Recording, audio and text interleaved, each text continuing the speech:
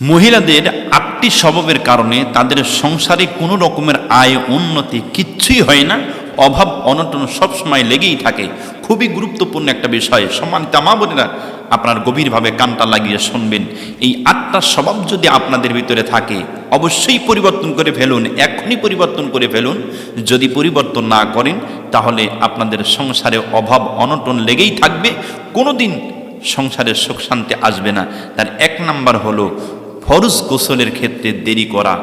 আপনি আপনার স্বামীর সঙ্গে মিলন করে ফেলেছেন, আপনার উপরে গোসল ফরজ হয়ে গেছে, আপনাকে যত তাড়াতাড়ি সম্ভব গোসলটা করে পবিত্রতা অর্জন করা। এখানে যদি আপনি অলসতা করেন, এখানে যদি আপনি দেরি করেন, তাহলে যারা দেরি করবে তাদের সংসারে কোনো রকমের উন্নতি হবে না, অভাব অনটন লেগে থাকবে।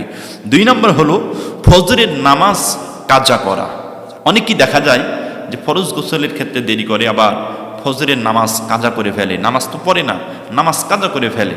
যদি ফজরের নামাজ কাজা করে, যদি কোনো মা বোন ফজরের নামাজ যদি কাজা করে, তাহলে ওই ব্যক্তির সংসারে কোনো রকমের উন্নতি হবে না। আর নামাজ পড়লে তো আল্লাহ রাব্বুল আলামিন ৫টা নেকি দান করেন, 5টা পুরস্কার দান করেন। তার ভিতরে ১ নম্বর পুরস্কার আল্লাহ রাব্বুল আলামিন রিজিকের অভাবগুলো দূর করে দেয়। সুবহানাল্লাহ। তাহলে যদি আমরা ফজর নামাজ না পড়ি, ফরজ নামাজ যদি আমরা না পড়ি, ফজরের নামাজ যদি আমরা না পড়ি, তাহলে আমাদের সংসারে অভাব অনটন লেগেই থাকবে।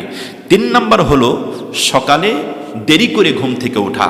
অনেকেই দেখা যায় তাদের ভিতরে স্বভাবটা আছে যে অনেকেই সকাল ৯টার সময় ঘুম থেকে উঠতেছে, সকাল ৮টার সময় ঘুম থেকে উঠতেছে, বেলা উঠে গেছে এমত অবস্থায় ঘুম থেকে উঠতেছে। এই ধরনের স্বভাবের মা বোন কিন্তু অনেকেই আছে না নাই? যদি থাকে তাহলে কিন্তু ওই ব্যক্তির, ওই মহিলাদের সংসারে কোনো রকমের সুখ শান্তি আসবে না, অভাব অনটন লেগে থাকবে, উন্নতি হবে না। ৪ নম্বরে স্বামীর ইনকামে সন্তুষ্ট না হওয়া।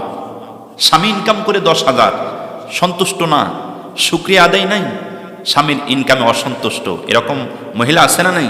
এরকম মহিলা কিন্তু আছে যে স্বামীর ইনকামে অসন্তুষ্ট আছে, সে আবার তুলনা দেয়। দেখো, পাশের বাসার ওই ভাই ২০,০০০ টাকা বেতনে চাকরি করে, তার ওয়াইফ কত সুন্দর জামা কাপড় পরে, কত সুন্দর শাড়ি পরে, কত সুন্দর মেকআপ পরে, ইনকাম বেশি, আর তোমার ইনকাম নাই, তুমি ইনকাম বেশি করে করতে পারো না।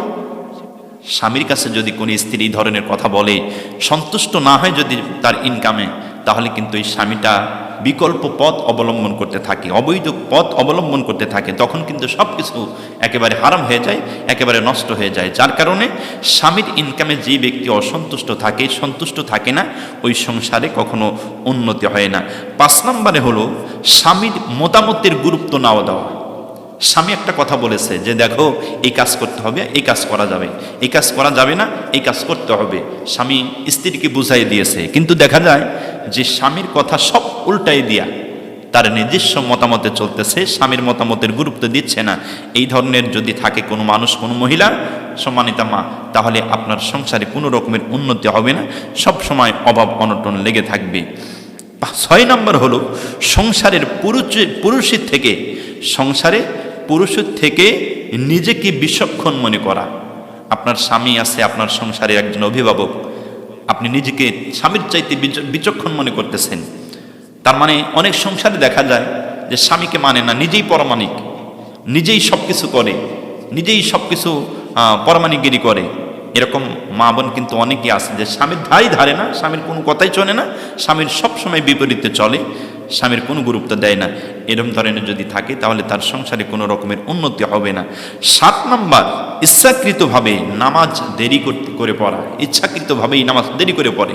এরকম অনেক মা বোন আছে যারা নামাজ পড়ে, দেখবেন জোহরের নামাজ আসরের আগে, আসরের নামাজ মাগরিবের আগে, মাগরিবের নামাজ এশার আগে, অযথা গল্প গুজবের ভিতরে ব্যস্ত হয়ে পড়ে, সময়টা একেবারে নষ্ট করে দেয়, ইচ্ছাকৃতভাবে দেরিতে পড়ে।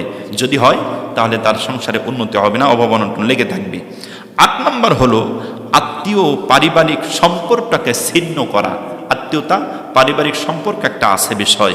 দেখবেন যে শাশুড়ি, ননদ, যা, দেবর, ভাসুর, যেটাকে আমরা বলি, বড় ভাই, স্বামীর বড় ভাই, এদের সঙ্গে সুসম্পর্ক না থাকা, আত্মীয়তার সম্পর্ক ছিন্ন করা। এরকমভাবে বলে যে তোমার বোন যদি আসে তোমার সংসারই করব না, তোমার মা যদি সংসারে থাকে তোমার সংসারই করব না, এই ধরনের মহিলা আছে না নাই? এই ধরনের মহিলা কিন্তু আছে। যদি এরকম থাকে তাহলে তার সংসারে কোনো রকমের উন্নতি হবে না, অভাব অনটন সবসময় লেগেই থাকবে। প্রিয় সম্মানিতা মা, এই হলো 8টা কারণ। এই 8টা কারণ যদি আপনার ভিতরে থাকে, 8টা সব যদি আপনার ভিতরে থাকে, অবশ্যই পরিবর্তন করুন। যদি পরিবর্তন না করেন তাহলে আপনার সংসারে সবসময় অভাব অনটন লেগেই থাকবে, কোনো দিন উন্নতি হবে না।